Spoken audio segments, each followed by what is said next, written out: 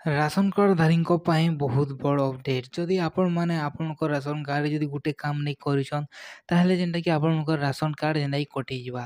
ଆଉ ଯେନ୍ ଦ୍ୱାରା କି ଆପଣମାନେ ଚଉଲ୍, ଗହମ, ଚିନି ଯେନ୍ କୌଣସି ଜିନିଷ୍ ପାଉଥିଲେ ସେ ସବୁ ଜିନିଷ୍ ଯେନ୍ଟାକି ଆପଣମାନେ ଆପଣଙ୍କର ରାସନ୍ କାର୍ଡ଼ରେ ନି ପଉନ୍। ତ ଆପଣଙ୍କ ରାସନ୍ କାର୍ଡ଼ ଯଦି ଆପଣମାନେ କଟୁ ବୋଲି ନି ଚାହେଁବାର୍ ଆପଣ ଯଦି ଚାହୁଁଛନ୍ ଆପଣଙ୍କ ରାସନ୍ କାର୍ଡ଼ ରହିଥାଉ ବୋଲିକରି ସେଥିର୍ଲାଗି ବୋଲି ଆପଣମାନେ କାଣା କରିବେ, ଏଟା ଜାଣିବାର୍ ଲାଗି ଭିଡ଼ିଓକେ ପୁରା ଏକଦମ୍ ଲାଷ୍ଟ ପତେ ଦେଖୁନ୍। ଆଜ୍ଞା ସେ ଦ୍ୱାରା ହିଁ ଆପଣମାନେ ଜାଣିପାରବେ କି ଆପଣଙ୍କ ରାସନ୍ କାର୍ଡ଼ କେନ୍ତା ରହିଯିବା ଆଉ କେନ୍ମାନଙ୍କର ରାସନ୍ କାର୍ଡ଼ କଟିଯିବା। ଠିକ୍ ଅଛେ। ଏବେ ଲିଷ୍ଟ ଆସିଛେ ବହୁତ ସାରା ଲୋକଟା ଯେନ୍ଟାକି ରାସନ୍ କାର୍ଡ଼ ଯେନ୍ଟାକି କଟିଯାଉଛେ ଆଉ ବହୁତ ସାରା ଲୋକ କଟିଯାଉଛନ୍ ବୋଲି କହୁଛନ୍, ଯେନ୍ଟାକି ଫେକ୍ ନ୍ୟୁଜ୍ ମାନେ କେତେଟା ଫେଲେଇ ଦଉଛନ୍। ତ ହେନ୍ତା କିଛି କିଛି ନାଇଁ ନ, ଯେନ୍ଟାକି ମୁଇଁ ଆପଣଙ୍କୁ ପୁରା ଏକଦମ୍ କ୍ଲିୟରରେ କହିଦେମି ଯେନ୍ ଦ୍ୱାରା କି ଆପଣମାନେ ସବୁ କିଛି ଜାଣିପାରବେ। ଆଉ ତାର୍ ଆଗରୁ ଯଦି ଆପଣମାନେ ଆମର ୟୁଟ୍ୟୁବ୍ ଚ୍ୟାନେଲ୍ ଅଛନ୍ ତାହେଲେ ଆପଣମାନେ ଆମର ୟୁଟ୍ୟୁବ୍ ଚ୍ୟାନେଲ୍ ସବସ୍କ୍ରାଇବ୍ କରିଦେବେ ଆଉ ଭିଡ଼ିଓକେ ଲାଇକ୍ କରିଦେବେ।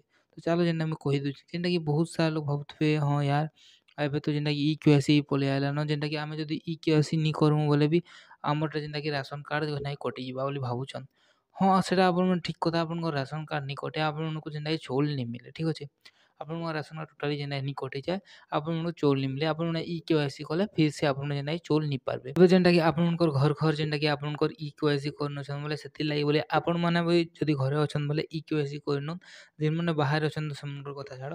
ସେପ୍ଟେମ୍ବର 30 ପତେ ବୋଲୁଥିଲେ ଲୋକମାନେ, ହେଲେ ଇଟାକେ ଏବେ ବଢ଼େଇ ଦେଇଛନ୍, ବହୁତ ସାରା ଲୋକ ହେଇଗଲେ ନା ସେଥିର୍ଲାଗି ଆଉ ବହୁତ ସାରା ହଡ଼ବଡ଼ ହେଇଯାଉଛେ ଘର ଯେତେବେଳେ କରିଦେଉଛନ୍। ସେ ସେପ୍ଟେମ୍ବର 30 ତାରିଖ ବୋଲୁଥିଲେ, ଏବେ ଅକ୍ଟୋବର ଲାଷ୍ଟ ପର୍ଯ୍ୟନ୍ତ କରିଦେଲେ।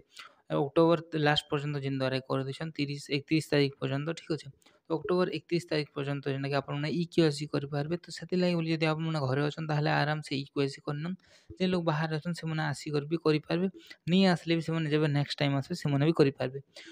ଅଥବା ଆମର ଯେନ୍ ଘରେ ଆପଣଙ୍କର ଘରେ ଯେନ୍ ଅଛନ୍, ମନେକର 10 ଜଣ ଅଛନ୍ ଗୁଟେ ରାସନ୍ କାର୍ଡ଼ରେ କି 5 ଜଣ ଅଛନ୍ ରାସନ୍ କାର୍ଡ଼ରେ, ସେବେଳେ 4 ଜଣ ଯଦି କରିବେ, ଜଣେ ଯଦି ନି କଲା ବେଲେ ବି ସେ ରାସନ୍ କାର୍ଡ଼ରେ ଆପଣମାନେ ଚାଉଲ୍ ପାଇପାରବେ। ଚାଉଲ୍, ଗହମ ଆମର ଯେନ୍ତି ଜିନିଷ୍ ଥିବା ସବୁ ଜିନିଷ୍ ଆପଣମାନେ ପାଇପାରବେ ଆଉ ସେ ରାସନ୍ କାର୍ଡ଼ର ଆପଣମାନେ ଫାଇଦା ଉଠେଇ ପାରବେ। ଆଉ ସେ ପର୍ସନ୍ଟା ଯେବେ ଆସିଲା ସେ ସେବେ ଯେନ୍ଟାକି ଇ-KYC କରିଦେବା। ତ ଇ ଅପଡ଼େଟଟା ଜାଣିକରି ଆପଣଙ୍କୁ କେନ୍ତା ଲାଗଲା? ଯଦି ଭଲ୍ ଲାଗଲା ତାହେଲେ ଆପଣମାନେ ଆମ ୟୁଟ୍ୟୁବ୍ ଚ୍ୟାନେଲ୍ ସବସ୍କ୍ରାଇବ୍ କରିଦଉନ୍, ଭିଡ଼ିଓକେ ଲାଇକ୍ କରିଦଉନ୍। ମିଲ୍ମା ଗୋଟେ ଭିଡ଼ିଓରେ। ଜୁହାର, ଜୟ ମା ସମଲେଇ।